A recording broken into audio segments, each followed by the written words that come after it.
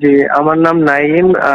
আমি একটা বিষয় জানতে চাচ্ছিলাম যে আমার একজন ফ্রেন্ডের কিছু প্রবলেম, বাইরে দেশ থেকে অনেক ট্রানজাকশন করছে ওর অ্যাকাউন্টে, করার কারণে পরে ওর নাম সাইফাস এই আগের মধ্যে মার্ক করে রাখা হয়েছে।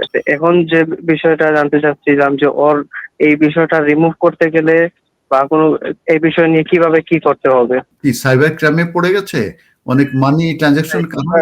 মানে ওর অ্যাকাউন্ট দিয়ে ওর অ্যাকাউন্টে বাইরের দেশ থেকে ট্রানজাকশন হয়েছে, ওর অ্যাকাউন্টে টাকা আসছে, পরে ও এই টাকাগুলো দেশে পাঠাইছে। পরে এখন বর্তমানে ওর অ্যাকাউন্ট সবগুলো ক্লোজ করে ফেলছে, কারণ ওর নাম সাইফাস ক্রাইম, ন্যাশনাল ফ্রডের মধ্যে ওর নাম ফ্ল্যাগ হয়ে আছে। ওকে, ওকে।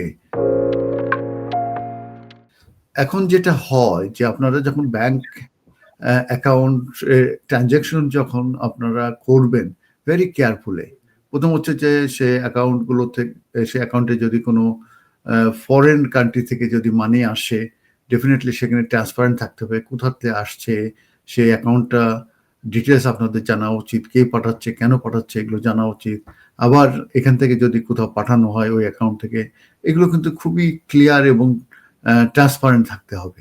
বেসিক্যালি ও ও এসব বিষয়ে কিছু জানে না, বুঝে নাই, যার কারণে ওর এইগুলা করছে। পরে তার অ্যাকাউন্ট বর্তমানে ওর অ্যাকাউন্ট বন্ধ করে ফেলতেছে, বন্ধ করেও ফেলছে। এখন তারা বলছে যে তার নাম ন্যাশনাল ফ্রডে ফ্ল্যাগ হয়ে আছে। ওর সাইফাস ক্রাইমে গিয়ে ওর নামটা হাইলাইট হয়ে আছে। জি, তারপরে আমি বলি শোনেন। তো যে কারণে এটা আপনাদের কেয়ারফুল হওয়া উচিত ছিল, সে কেয়ারফুল হয় নাই। অতএব তার অ্যাকাউন্টটা ক্লোজ করে দিয়েছে। ক্লোজ করার পরে ব্যাংক কোনো সাসপিসিয়াস কোনো যদি ট্রানজাকশন হয় ব্যাংক অ্যাকাউন্টে, তখন কিন্তু আপনার যে আছে, কি বলার নাম, যে ব্যাংক অথরিটি আছে, তারা কিন্তু এটা বন্ধ করে দেবে এবং বলবে যে এই ট্রানজাকশনগুলো কেন, কোথা থেকে কি হয়েছে, এগুলোর এক্সপ্লেনেশন দাও। সেটা কিন্তু তাদেরকে দিতে হবে। তারা যদি দিতে ব্যর্থ হয়, তখন কিন্তু মানি লন্ডারিং অ্যাক্ট আছে, সে অনুযায়ী তারা কিন্তু অ্যাকশন নিতে পারে, তারা রেফার করে দিতে পারে ওই যে আপনার ক্রিমিনাল ডিপার্টমেন্টে, এবং তারা কিন্তু ইনভেস্টিগেশন করবে এবং সেক্ষেত্রে তারা যাই কিছু হোক সেটার আউটকামের উপরে নির্ভর করবে। তো যে কারণে এগুলো এখন কি করা যেতে পারে? এখন আমি জানি না আমার অ্যাকাউন্টে ট্রানজাকশন হচ্ছে, এটা কোনো ডিফেন্স না।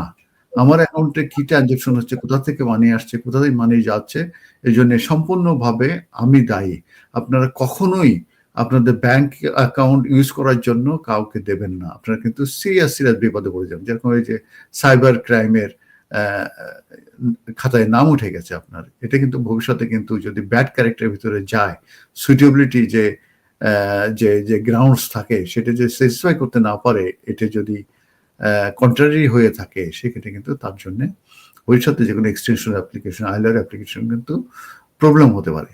অতএব আপনারা আপনাদের নিজস্ব যে ব্যাংক অ্যাকাউন্ট আছে এটা কারো ইউজ করতে দেবেন না, এবং সেখানে যে ট্রানজাকশন হবে, মানি ইন মানি আউট, সেগুলো ব্যাপারে আপনাদের কেয়ারফুল থাকতে হবে এবং কোনো মানি লন্ডারিং অ্যাক্ট অনুযায়ী কোনো সাসপিসিয়াস কোনো রকমের কোনো আপনার ট্রানজাকশন থাকতে পারবে না। আপনারা ভেরি ভেরি কেয়ারফুল থাকবেন। এক্ষেত্রে আপনাদের কিছু করার নাই, আপনার ব্যাংকের সঙ্গে যোগাযোগ করে তাদেরকে বলতে পারেন যে এই ট্রানজাকশনগুলো কি, কোথা থেকে আসছে। ঠিক আছে? ধন্যবাদ আপনার কলের জন্য।